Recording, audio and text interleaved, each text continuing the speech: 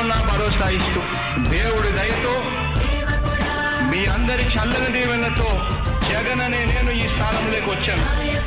దేవుడి దయ మీ అందరి చల్లని దీవెనలు ఉన్నంత వరకు వాళ్ళు నా వెంట్రుక కూడా పీకలేరు అని చెప్పి కూడా ఈ సందర్భంగా తెలియజేస్తా ఉన్నాను. యుద్ధానికి ఒక రూపం ఉంటే ఇలా ఉంటది అంటాం, పోరాటానికి స్ఫూర్తి ఎవరంటే చరిత్ర వినిపిస్తాం, విజయానికి రారాజు ఎవరంటే నడవడే అంటాం, వినయానికి నిజమంటూ ఎక్కడంటే నేను మాత్రమే చూపిస్తాం.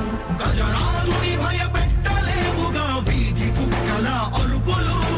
ఆ సత్యం ప్రతి కుక్కకి తెలుసు, ఆ పొద్దు అడుగులు. సూర్యకాంతికే తప్పలేదుగా గ్రహణ గడియల నిందలు. అవతార పురుష నిన్ను కీర్తించే రోజు ఉంది మూర్ఖులు.